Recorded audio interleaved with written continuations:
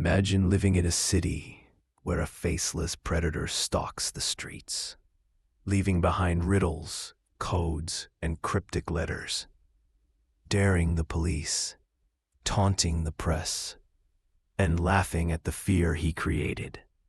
This was not a movie villain. This was real. This was the Zodiac Killer.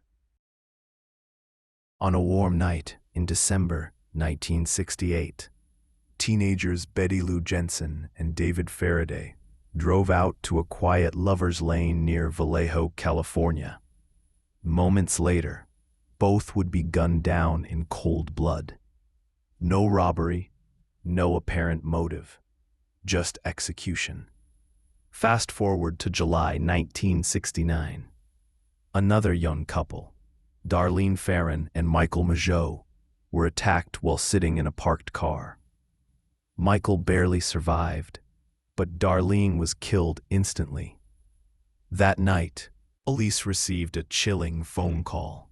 A calm, male voice claiming responsibility for the murder and for the one 6 months earlier. The killer had a message, and he wanted the world to hear it. Weeks later, 3 newspapers in San Francisco received identical letters. Each one included a part of a cipher, a coded puzzle. The writer demanded that all 3 be published on the front page, or more people would die. The writer signed his letters with a strange symbol, a circle with a cross through it.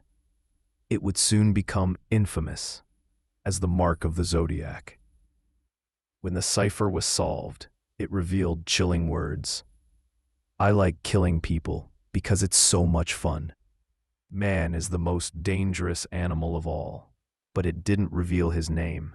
He was still a ghost. In September 1969, Zodiac struck again. A young couple, Brian Hartnell and Cecilia Shepard, were relaxing by Lake Berryessa when a hooded man appeared, dressed in an executioner-style costume, with the Zodiac symbol drawn on his chest. He tied them up, then stabbed them brutally. Brian miraculously survived.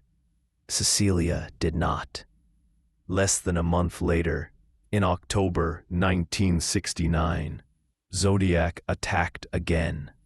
This time, in San Francisco itself, a taxi driver named Paul Stein was shot in the head at point-blank range.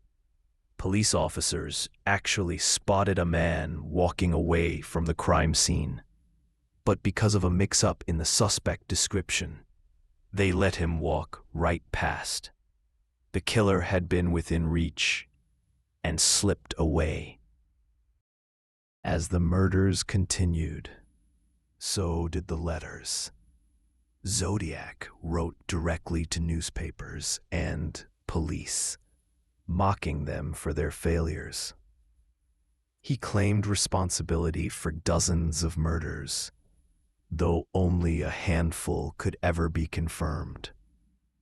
In one letter, he threatened to target school buses full of children, describing in detail how he would shoot out the tires and pick off the kiddies as they came bouncing out. The city of San Francisco was paralyzed with fear. The Zodiac even phoned into live TV shows, demanding to speak with lawyers or celebrities, turning his crimes into a twisted spectacle. Over the years, countless suspects emerged. The most famous was Arthur Leigh Allen, a man with a troubling history who lived near several of the crime scenes. He matched the profile, owned weapons, and even told friends he wanted to call himself the Zodiac. But every time investigators closed in, evidence fell apart. His handwriting didn't match. His fingerprints didn't match. His DNA didn't match. Other names have surfaced. Teachers, journalists, even police officers. Some modern investigators believe DNA evidence points to a man named Gary Post, a house painter who died in 2018. But the case remains officially unsolved. The Zodiac Killer has become a dark legend in American history. He wasn't just a murderer. He was a manipulator, a game player, who enjoyed watching an entire state live in fear. His codes, some of which took over 50 years to solve, still fascinate cryptographers and true crime enthusiasts today. But the ultimate mystery remains. Who was the Zodiac Killer? A single man or more than one? A genius criminal mastermind or just a cruel trickster who got lucky? More than half a century later, his identity is still a shadow. And perhaps that's exactly what he wanted.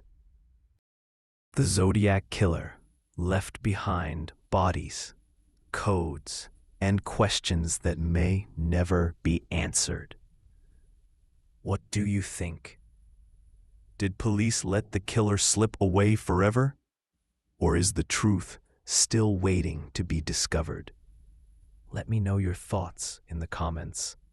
And don't forget to subscribe for more unsolved mysteries.